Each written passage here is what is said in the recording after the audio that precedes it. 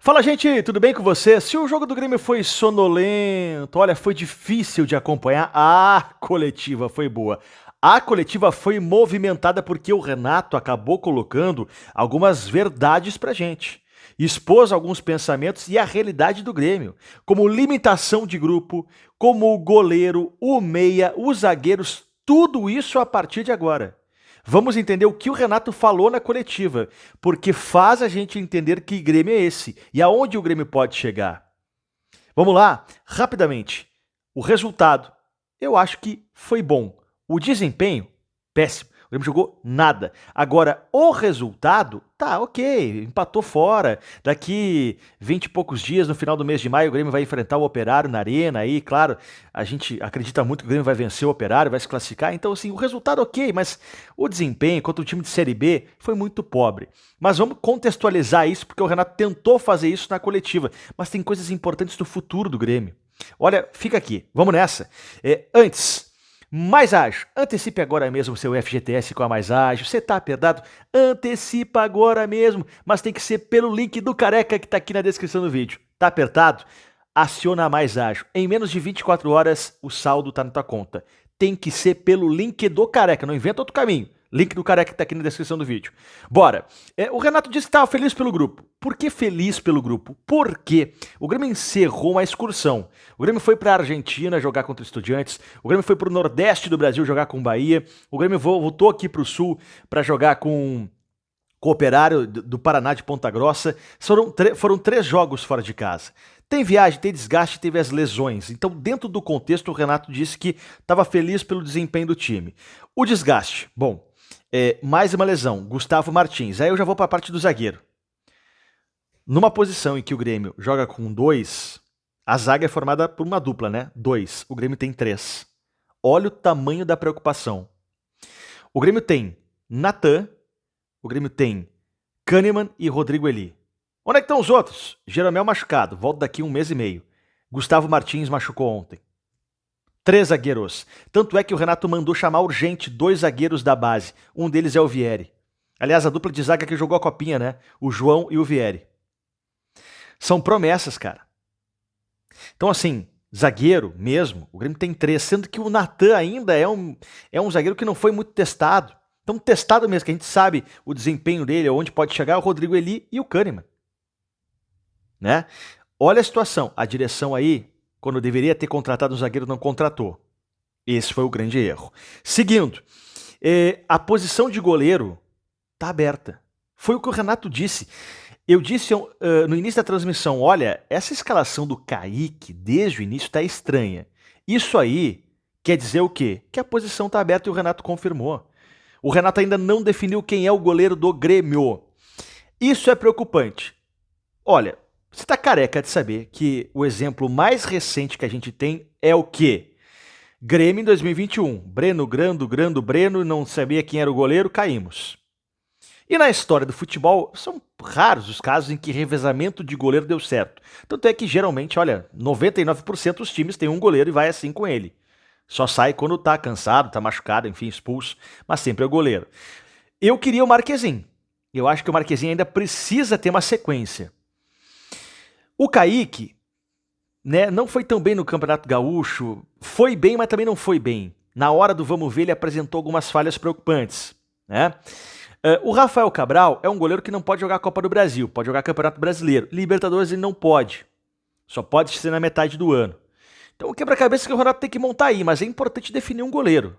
Já que o Marquezin pode jogar a Copa do Brasil, Libertadores e Brasileiro, eu deixaria o Marquezin, na minha opinião. Camisa vermelha por baixo. Mas que história é essa? Camisa vermelha por baixo. O Renato foi questionado na coletiva. Renato, alguns torcedores dizem que você não usa os meninos da base. E cara, vamos combinar, né? Isso não é uma verdade. O Renato usa muito a base. Tanto é que o time do Grêmio tinha Zé Guilherme, o Grêmio tinha o Natan, tinha o Gustavo Martins, começaram o jogo, depois o Gustavo Nunes ainda, depois entrou o Natan Fernandes, então o Renato sim usa a base. Aí o Renato respondeu o seguinte, talvez esses torcedores que falam isso tenham uma camisa vermelha por baixo. Então o Renato deu uma cutucada. E é verdade, dizer que o Renato não usa os meninos da base, não, isso não. Ele usa e usa bastante. Por necessidade e também pelo talento deles. O Grêmio só tem o meia. Olha, essa frase do Renato é forte. E ela tem endereço. Natan Pescador. O Renato diz o seguinte, tá? Deixa eu até ler aqui. Ele fala o seguinte, só para eu contextualizar bem a frase do Renato, que é importante. Onde é que tá? Aqui, ó. O desgaste dele é muito grande e preciso do Franco em todos os jogos. Até porque temos um meia, que é ele. Essa frase tem endereço. E esse endereço é para quem? É para o Natan Pescador, que é o outro meia, que quando entrou não jogou, mas não jogou nada.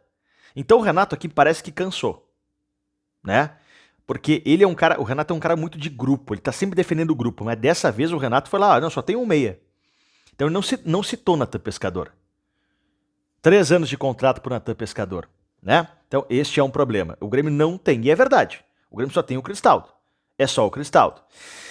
Seguindo aqui, o Renato também disse uma frase bem importante, tá? Que é o seguinte: não esperem futebol bonito nos próximos jogos, porque é uma coisa impossível, pelo desgaste e toda hora a mudança de 4, 5, 6, 7 jogadores. O Renato aqui tá dizendo o quê? Não adianta esperar contra o Criciúma um futebol vistoso, ou depois contra o Achipato, ou depois contra o Estudiantes. O Grêmio não deve fazer um jogo bonito. Todos os times do futebol brasileiro estão passando por isso. Vamos pro rival Inter aqui. O Inter estava com 9 jogadores no DM. Como é um jogo um atrás do outro, é normal que os técnicos, não só o Renato, pensem no resultado.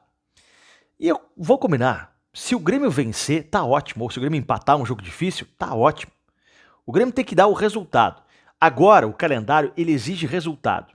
Fazer futebol bonito agora, jogo quarto domingo, ou terça e sábado, não dá. Então, tem que vencer os jogos. Contra o Operário, o que a gente esperava? Um resultado de vitória.